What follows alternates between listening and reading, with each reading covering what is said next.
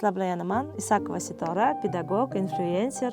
Nima uchun bolaga mas'uliyat nimaligini ota-ona o'rgata olmas ekan? Bola mas'uliyatli bo'lish uchun, mas'uliyatni his qilish uchun ota-ona mas'uliyatli bo'lish kerak.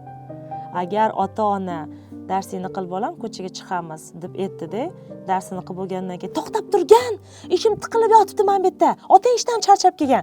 Ko'cha durasan, все, nol. Mas'uliyatni ota-ona beradi. Bolam, mana men senga mana buni qilsang, olib boraman dedim, olib bordim. Qilib beraman dedim, qildim. Qildikmi? Qildik. O'xshamayotgan bo'lsa, bolam uzr. Men shuni senga so'z beruvdim, o'xshamay qoldi. Ertaga xudo xolisa обещание будет. Обещание qildingizmi? So'z berdingizmi? Ertasi so'z ustida turdingiz. Har kuni ertalab turib, bolam, davay bor tishingni yuv deb kirib, birgalikda tish yuvyapsizmi? U yo'q, yotishdan oldin tish yuvasan. Yotishdan oldin kun davomida bilmayman. Davay birgalikda yoshlikdan, что mas'uliyat bor ekan, что shu narsani qilishim kerak ekan. Men shuni olib beraman, qilaman dedimmi darsimni? Demak qilishim kerak ekan. Onamga so'z berdimmi, kiyimimni olaman, demak qilishim kerak ekan degan mas'uliyatni bolaga kiritish uchun ota-ona o'zi misol bo'lish kerak. Mas'uliyat kamda, mana bir xil narsalar, bola baribir aqlli bo'lishi, bola baribir nervini emas nimagadir erisha olishi, sila voли, xarakteri, tug'ma bo'lishi mumkin, ota-onasi noto'g'ri tarbiya bergan bo'lsa ham. Lekin mas'uliyat bu faqat va faqat ota-onadan kelib chiqqan holda bo'ladi. Ota-onada mas'uliyat bor, bolani oldida o'sha har bitta mas'uliyatiga javob beryaptimi? Demak, bola ham shunga o'rganadi. Ota-onada yo'q, boladan ham o'shasan kutish nimanidir bu juda ham. Yoki ota-ona o'rgatmagan bo'lsa ham, u bolani hayotida erkin qush bo'lib, hali tog'asini, hali amakisini qatladadir, begonalar, qo'shnilarning uyida bor shunaqa bolalar. Kimdandir ko'rib, va mana shu odam zo'r ekan deb o'ziga avtoritet qilib olgan insonidan o'rganadi. Boshqachasiga o'rganamiz. Chunki mana misol siz o'sha aylantirishga olib bormoqchisiz, mazangiz bo'lmadi. Siz tushuntiryapsiz-ku. Mazam bo'lmadi, bolam paytim bora olmadi. Keyingi gal yoki mana bunaqa deb berilgan ishni so'zi ustida turyapsiz-da, bolangiz tura olmayotganligini sababini baribir gaplashish kerak. Почему ты так не сделал? Ты же обещал? Обещал. Nimaga? Endi chinay, nima xohlamadim, undan, men ham kecha xohlamadim. Sen iltimos qilding, lekin qildim-ku baribir. Mana bizada men qildim-ku bittada, demak sen ham bittada. Bola buni siz bittada qilishni o'rgatishingiz kerak bolaga. Qilib ketaverish kerak. Ota-ona qilib ket, mana so'z berdim, qildim, qila olmadim, uzr so'radim, lekin ertasi kuni qildim bo'lib ketadi. Bola mana shu qildimga borishi uchun oldin 10 ta qila olmadim, qilgim kelmadidan boshlanib, disiplina bilan kirib boradi shu narsaga.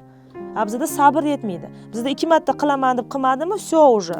Bolam ishasan tushunmaydi. Mana misol men darsni aytuvdim, mas'uliyatli bo'lgan, kirgin dedim senga, har kuni qalang dedim. Lekin kirmayapti-da, mas'uliyatni bilmaydi. Birinchi kun oldida o'tirasiz, ikkinchi kun oldida o'tirasiz, uchinchi kun oldida o'tirasiz. 4-chi, 5-chi kuni uzoqdan qildingmi deb eslab turasiz. Sen so'z beruvding, qilaman deding. Men shuni qilsam, mana bunaqa qilib berasiz deding. Men o'zim so'zim turdim. Seniki qani? Qilib qayta o'zingiz bila olmayapsizmi? Sabringiz yetmayaptimi? Mentorga yozar ekansiz. Prokontrolируйте моего ребенка. Har kun soat 8da kirmayaptimi? Telefon qiling telefoniga. Mana raqami. Demak, mentor звонит каждый день 8, его долбит и o'tirib qilish kerak ekan. Shunaqa qilib sekinlik bilan keladi. Bizda kattalarning o'zida sabr yo'q. 2-3 martadan keyin dod qilib baqirishga boshlaydi. Bola endi nimagadir kelyotdi. 3 marta so'zda turmay mas'uliyatsiz bo'lib qanaqadir edi, 4-gal o'xshayotdi, lekin bir marta mana shu 3ta qila olmaganligi uchun onasini baqirgani, adasini so'kib tepgani hammasini nolga keltiryapti-da. Bu yoqqa keyin yana dalsha bola yana noldan boshlab yana shu 4ta 5ta xatosini qilyapti. Ota-onada sabr yo'qligi uchun. Bu eng katta ota-ona onalarning qiladigan xatosi shunda. Mani bolamda o'ziga ishonchi yo'q deydi. Mani bolam qo'rqoq, mani bolam nimandir o'zi nimani xohlayotganini bilmaydi deydi. Nimaga bilmaydi? Misol kecha shunaqa gap bo'ldi-da. Voy, mani bolam sochini kalga olsa ham farqiga bormaydi. Nimaga farqiga bormaydi? Borib kestirib kelgan, onasiga sochi yoqmayotgan ekan. Bolangga yoqyaptimi sochi?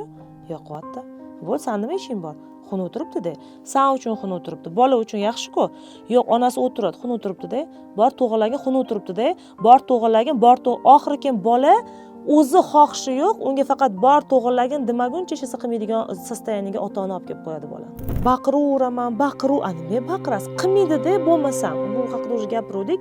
Shu bolaga qilishi uchun gapni yetkazib berish ham bu bir mahorat. Shu gapni qanaqa yetkazib berayotganligi ham mahorat. Niyat qilib tepasida baqma, senga aytdim-ku deb baqirish bilan мы с тобой договаривались. Yo'q bolam. Hozir olasan, kirasan, qilasan. Tonning farqi bor. Bola tonga ham qaraydi. baqirilayotgan tonni qabul qilmaydi. Isterichески ko'z yonib turgan tonni qabul qilmaydi. "Men bunaqa qilmagan, nima qildim senga?